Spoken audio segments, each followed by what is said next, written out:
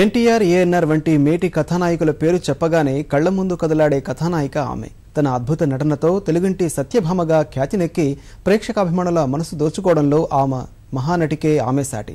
రాజకీయాల్లోనూ అడుగుపెట్టి ప్రజాసేవ చేశారు ఆ అందాల అలనాటి నటే జమున. 80 వసంతంలోకి అడుగుపెట్టిన తరుణాన ఈటీవీతో జమునమ్మ పంచుకున్న భావాల మాలిక మీకోసం.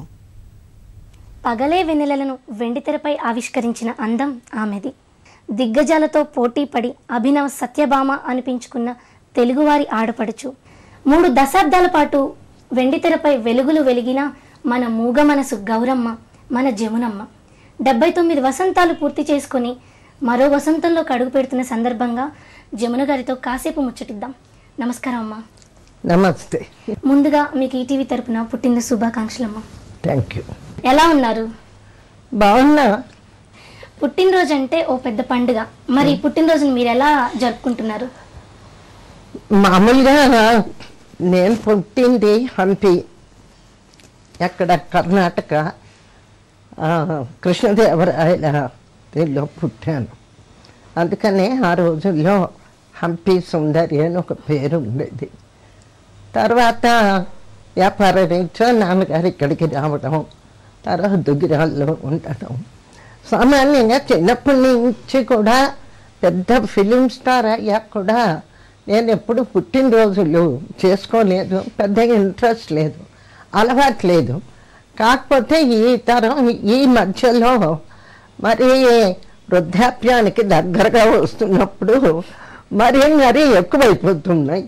అభిమానుల ఆశీస్సులు, అభిమానులు చాలామంది వచ్చి పుట్టినరోజు ఇంటికి తీసుకొచ్చి కేక్ కట్ చేయించడం.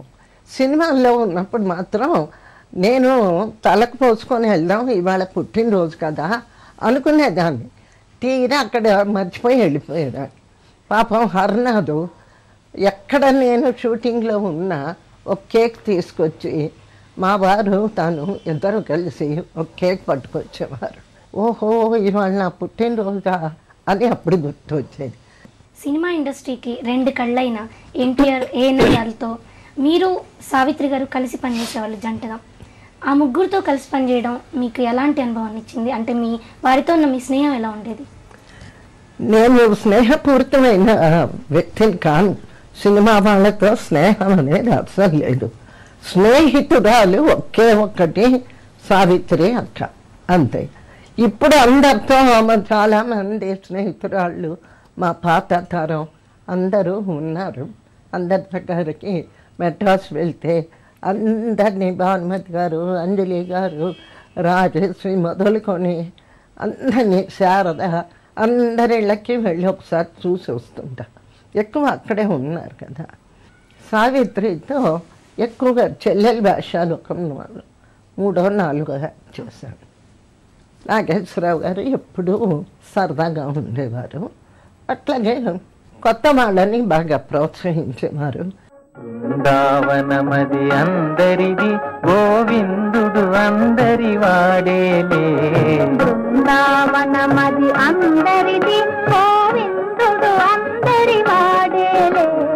ఎందుకే రాధాయి సునసూయలు, అందములందరి ఆనందములే. ఎందుకే రాధాయి సునసూయలు, అందములందరి ఆనందం. 3 దశాబ్దాల పాటు సినిమా అంటే వెండితెర మీద తిరుగులేని వెలుగు వెలిగారు మీరు. కానీ ఆ తర్వాత ఎందుకని మళ్ళీ ఆ వైపు చూడలేదు అసలు? ఆ వైపు అంటే ఒక ఏజ్ వచ్చాక, అది కాకుండా నాకేంటంటే నా రిటైర్మెంట్ ఎప్పుడు ముసలమ్మ వేషాలు వేయకూడదు అని చెప్పి మదర్ క్యారెక్టర్లు ఎక్కువ వేయలే. ఆ బంగారు తల్లి 1-2 సినిమాలు తప్పనిచ్చి హీరోయిన్గా రిటైర్ అయిపోవాలి. ఎందుకంటే ప్రేక్షక హృదయాల్లో జమున అంటే గ్లామర్ స్టారు, టాలెంటు, అందగత్త. ఆ అందం అట్లా వాళ్ళ మనసులో నిలిచిపోవాలి. గోదారి గట్టుంది, గట్టు మీ